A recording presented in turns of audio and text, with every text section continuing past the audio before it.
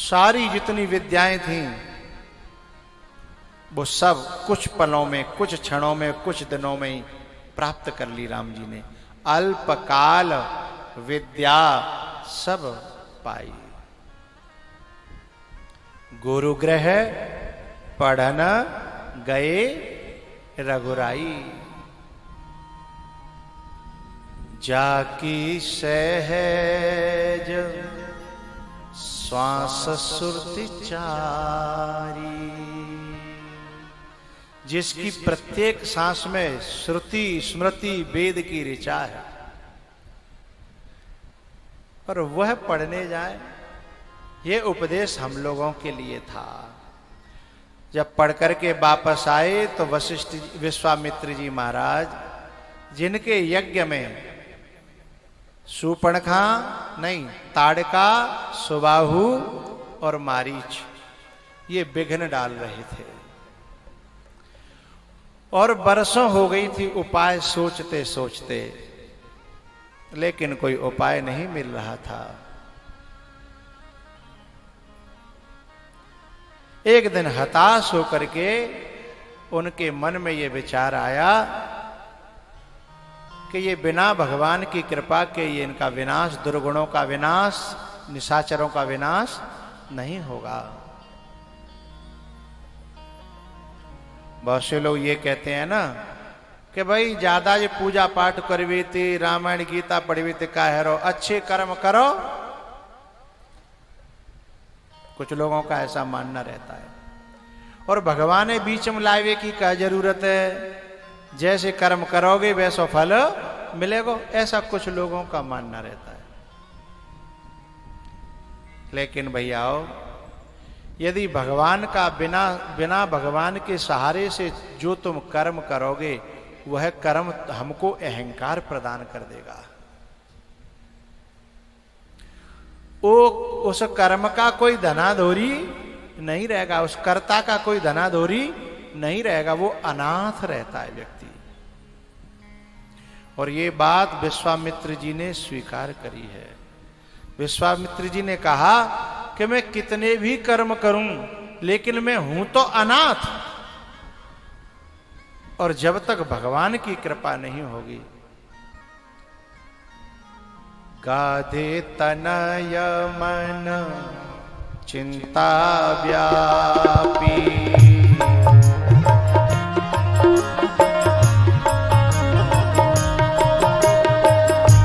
गाधे तनय मन चिंता व्यापी,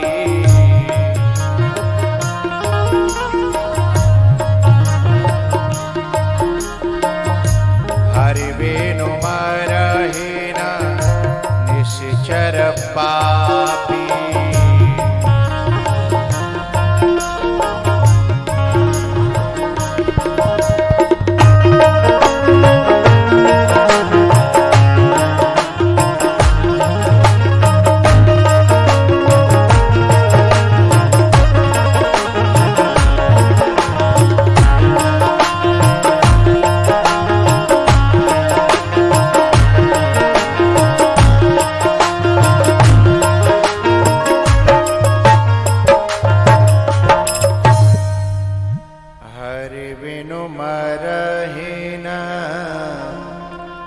निश्चर पापी।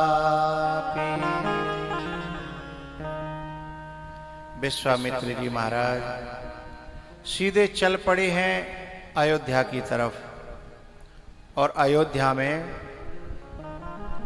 जैसे ही वो घुसे हैं, दशरथ जी महाराज चरणों में गिर करके प्रणाम करते हैं, स्वागत करते हैं, बड़ा आभार प्रकट करते हैं। आप आए, बड़ी कृपा। मांगहु भूमि धैनु धन कोसा, जो मांगोगे मैं वही सब देने के लिए तैयार हूं। विश्वामित्र जी ने कहा, मेरी मांग बहुत बड़ी है, मेरी मांग छोटी मोटी नहीं है। बोले बताइए।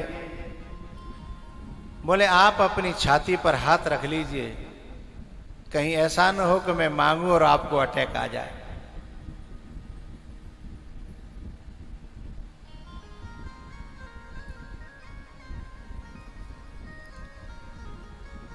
दशरथ जी बोले कि मैं धर्म धुरंधर हूं महाराज, और हमारे यहां रघुकुल रीत सदा चले आई, प्राण जाए बरु बचन न जाए। विश्वामित्री जी ने कहा राजन, आज मुझे प्राण जाने वो वचन जाने की बड़ी संभावना है। वचन दे रहे हो ना तुम कि जो मांगोगे वही दूंगा, आज अपने वचन को संभाल के रखिएगा।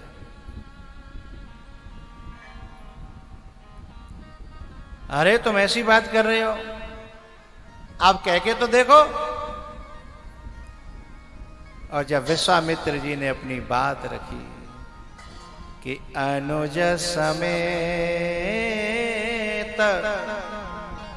देहु रघुनाथ,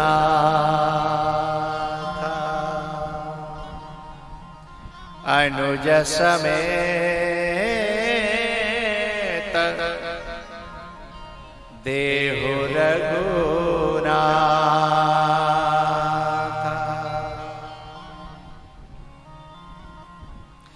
निशिचर वध में होव सनाथ। इसका मतलब क्लियर है, साफ साफ है कि अभी विश्वामित्र अनाथ है।